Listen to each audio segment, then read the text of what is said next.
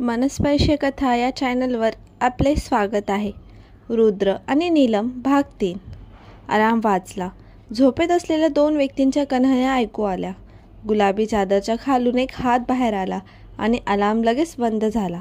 ती कुरकुर करत आणि हात पसरवत असताना तिने तिच्या भरलेल्या प्राण्यांच्या संग्रहाकडे प्रेमाने हसून त्यांना हळुवारपणे मिठी मारली. निसंशयपणे तिला त्यांच्याबद्दल खूप प्रेम होते, जरी ती मऊ खेळणी असले तरी. ते लक्षपूर्वक श्रोते म्हणून काम करत होते. कधीही हानी पोहोचवत नव्हते किंवा निर्णय देत नव्हते. ते फक्त शांत आणि सांत्वनादायक राहिले. नीलम तिच्या टेडी बेअरला अशा प्रकारे चिकटून राहिली जणू काही तिचे आयुष्य त्यावर अवलंबून आहे. ते तिचे अत्यंत आवडते टेडी बेअर होते. तिच्या वेदनादायक भूतकाळाच्या आठवणी तिच्या मनात दाटून आल्या, ज्यामुळे ती अचानक उठून बसली. घाबरलेली नोरा उठून बसली आणि तिचा फोन घेण्यासाठी हात पुढे केला. काळजीत पडून तिने पटकन पाण्याचा ग्लास आणला आणि नीलमच्या पाठीवर हात फिरवत काळजी आणि प्रेम दाखवले. तुला पुन्हा तेच स्वप्न पडले का? तिने काळजीत विचारले. नीलमने पाणी प्यायले आणि होकारार्थ किंचित मान हलवली. नोराने हार मानली आणि तिच्या जिवलग मैत्रिणीला घट्ट मिठी मारली. त्यांना विसरून जा, ते तुझ्या लायकीचे नाहीत. नीलम एक दीर्घ श्वास घेत म्हणाली आणि गुणगुण करत म्हणाली, तिचा भूतकाळ काही असो, तिला सतत त्रास देत राहिला. या गोष्टीने तिला खूप दुःख झाले आणि ती दुःखी झाली. चल तयारी करूया, नाहीतर आपल्याला पुन्हा उशीर होईल आणि त्या असभ्य व्यक्तीचा चेहरा आणि अप्रिय बोलणे सहन करावे लागतील. नीलम डोळे फिरवत म्हणाली. नोरा स्वप्नाळूपणे हसली आणि स्वतःचा चेहरा घट्ट धरला. अरे, तो खूप मोहक आहे. फक्त त्याच्याबद्दल विचार केल्याने मला काहीतरी जाणवते, नोरा म्हणाली. नीलमने तिचं नाक मुरगळले होते. अरे नोरा, सकाळी लवकर अशा गोष्टींबद्दल बोलू नकोस, नीलम कानात झाकत म्हणाली. फक्त त्याच्याबद्दल विचार केल्याने मला लाज वाटते, नोरा विचित्रपणे लाजत म्हणाली. नीलम तिच्या गर्विष्ठ जिवलग मैत्रिणीवर रागवल्याशिवाय राहू शकली नाही, जी सध्या बेडवरून पडून होती. एका गडद प्रेम कथेत मग्न होती आणि तिचा आनंद ऐकू येत होता. तिने लगेच आंघोळ केली आणि दिवसाची तयारी केली. फुलांच्या नमुन्यांसह सजवलेला हलका गुलाबी घोट्यापर्यंतचा ड्रेस घातला. तिने डेनिम जॅकेट घातला आणि डोक्याभोवती स्कार्फ गुंडाळला, ज्यामुळे एक आकर्षक आणि सुंदर आभा दिसून येत होती. लिप ग्लॉस लावत ती आरशात तिच्या प्रतिबिंबाकडे पाहत होती. दरम्यान नोरा खोलीत शिरली. तिचा टॉवेल तिच्या छातीभोवती गुंडाळला होता. ते दोघे अपार्टमेंटमध्ये असताना त्यांनी एक खोली देखील सामायिक केली. अरे देवा, आज तो काळजीत असलेला माणूस नक्कीच तुझ्या प्रेमात पडेल, नोरा खेळकरपणे नीलमकडे डोळे मिचकावत म्हणाली. नीलमने श्वास सोडला. गप्प बस, तो आधीच विवाहित आहे, त्याला एक मुलगी आहे. माझे नशीब नेहमीच माझ्याशी असे क्रूर खेळ का खेळते हे मला कळत नाही. मला असे वाटते की मी माझ्याच नशिबाची सावत्र मुलगी आहे, नीलम दुःखाने ओरडत म्हणाली. नोराने तिच्या दिवसासाठीचे नवीन कपडे घेतले. नीलमच्या टिपणीवर हसत आणि उत्तर दिले, मग जर तो विवाहित असेल तर आपण त्याला तुझ्यासाठी घटस्फोट देऊ. प्रिये, मी तुझ्यासाठी काहीही करेन. नीलमने डोळे फिरवले आणि तिच्या टाचांवर बसली. नोरा, तो मुद्दा नाहीये. तू माझ्या जवळ आला तेव्हा मला एक वेगळ्याच प्रकारचे नाते जाणवले. नीलम तिच्या विचारांमध्ये हरवलेली हळुवारपणे कुजबुजली. नोरा पटकन तिच्या मैत्रिणीकडे धावत गेली आणि एका चिडखोर हास्य घेऊन विचारले, तर तो तुझ्या जवळ आला का? किती जवळ? तुझे शरीर त्याच्या शरीराशी आदळले का? मला सांग. नीलमने तिरस्काराने नाक मुरडले. अरे, तू खूप वाईट आहेस, नीलम ओरडली आणि खोलीतून बाहेर पळत गेली. नोरा ओरडली आणि बडबडली, मग काय, मी आता मुले जन्माला घालण्याच्या वयात आहे, अभ्यासाच्या नाही. हो, होणारच. बरोबर. बाहेर ये, वासनांच्या पिशाच्या तुझ्या वासनेच्या जगातून. नीलमने टॅक्सी बोलावली. आज उशीर न करणे तिच्यासाठी अत्यंत आवश्यक होते. थोड्या वेळाने त्यांची कॅब आली आणि ते त्यांच्या इच्छितस्थळी निघाले. दरम्यान रिया तिच्या नेहमीच्या दिनचर्याप्रमाणे लवकर उठली. तिने तिच्या झोपलेल्या वडिलांकडे पाहिले आणि हसल्याशिवाय राहू शकली नाही. त्याच्या गालावर एक सौम्य चुंबन घेत ती शांतपणे बाहेर पडली. तिचे तरुण मन वाईट हेतूंनी व्यापलेले होते. ती खोलीतून बाहेर पडताच तिची आया आणि मोलकरीण हसणाऱ्या मुलीला पाहून थक्क झाले, जे वेगाने विरुद्ध दिशेने पळून गेली. राजकुमारी नक्कीच काहीतरी करणार आहे, मोलकरीण कुरकुरली आणि ती घाईघाईने त्या मुलीच्या मागे गेली, जी त्या दोघांपेक्षा वेगाने धावत होती.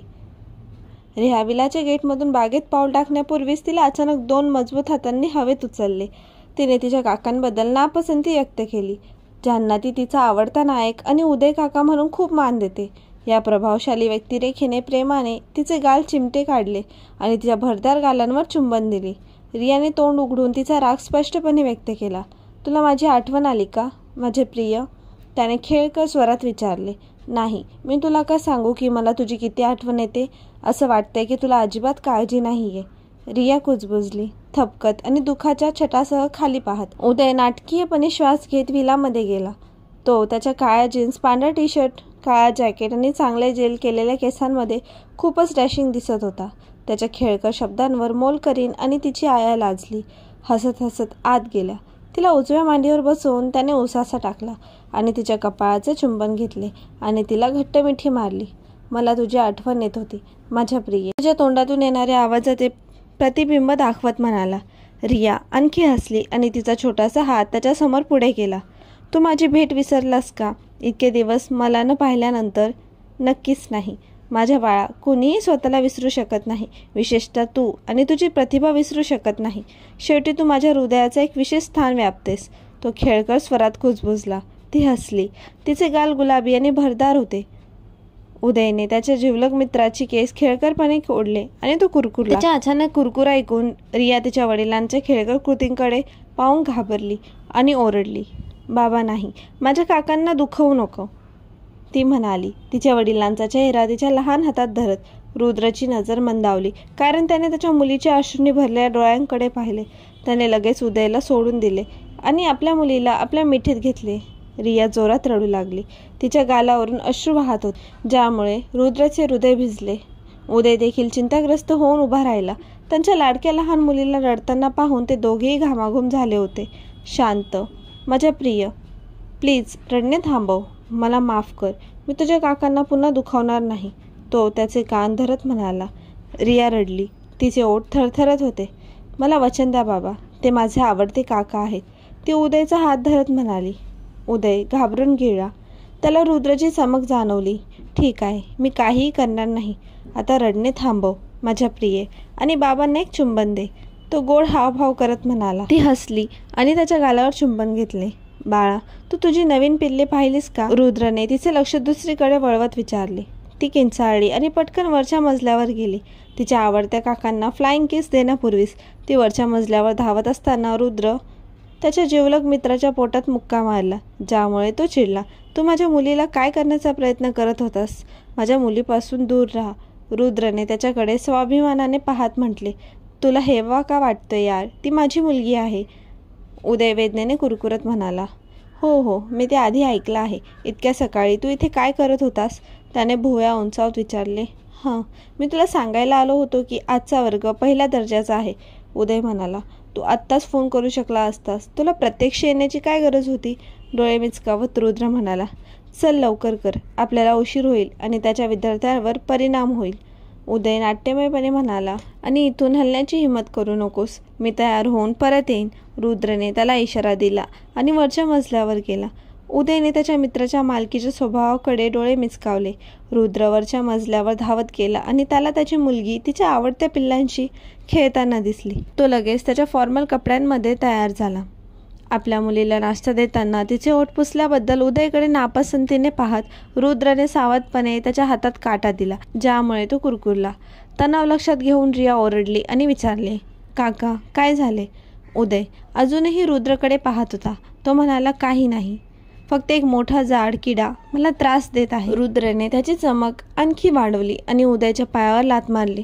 उदयवर त्याच्या मुलीची आवडते असल्याबद्दल हल्ला केल्यानंतर रुद्र ऑफिसला जाण्यासाठी उभा राहिला. रिया तिच्या पिल्लांमध्ये व्यस्त असल्याचे पाहून त्याला आश्चर्य वाटले नाही, कारण ती त्यांच्या उपस्थितीत क्वचितच त्याच्याकडे लक्ष देत होती. तो निघण्यापूर्वी ती ओरडली. बाबा, ती सुंदर मुलगी कुठे गेली? ती काल रात्री निघून गेली का? तिची उत्सुकता वाढली. उदयने भुवया उंचावल्या. तिचा उल्लेख ऐकताच रुद्रने डोळे मिचकावले आणि उत्तर दिले. ती काल रात्री निघून गेली. काळजी घे, मी जात आहे. रियाने मान हलवली. लवकरच रुद्र आणि उदय त्यांच्या रेस्टॉरंटमध्ये गेले. आज शिरताच रुद्र त्याच्या फोनवर काहीतरी टाईप करण्यात मग्न होता. नेहमीचा देखणा दिसणारा असूनही त्याने त्याच्याकडे पाहणाऱ्या तरुणींकडे लक्ष दिले नाही.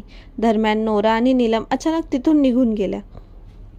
नीलमची नजर लगेच रुद्रवर गेली, जो त्याच्या फोनमध्ये व्यस्त होता. तथापि त्याच्या उपस्थितीमुळे तिचे हृदय आणखी धडधडत होते. त्याच्या तीव्र कोलोनाच्या वासाने तिचे भान गोंधळून गेले. नीलम आणि नोरा त्यांच्या कामानुसार त्यांना देण्यात आलेल्या पदार्थांची तयारी करताना घामाघूम करत होते. एका संघाचा भाग म्हणून ते 25 संघापैकी एक होते आणि योगायोगाने 3 न्यायाधीशांना त्यांची डिश सादर करणारे शेवटचे होते. दुसऱ्या नवीन भरतीने बनवलेल्या पदार्थांची चव घेत असताना नीलमचे शरीर ताणले गेले आणि तिच्या डोळ्यांना मोठेपणा आला. दरम्यान रुद्र प्रत्येक संघाचे वैयक्तिक निरीक्षण करत होता, कारण तिसऱ्या न्यायाधीशाला नवीन भरती झालेल्यांबद्दल सौम्य भावना होती आणि स्वयंपाकाच्या बाबतीत तो तडजोड करण्यास तयार नव्हता. त्याने प्रत्येक बाबतीत परिपूर्णतेची मागणी केली. तो त्यांच्या स्टेशनजवळ येताच नोरा व्यावसायिकपणे डिश सादर करत होती, तर नीलम उत्सुकतेने हातांनी हलवत होती, काहीतरी बोलण्याची वाट पाहत होती. तिने आत्मविश्वासाने स्वतःला सादर केले, परंतु खोलवरती घामाघुमाने घाबरलेली होती.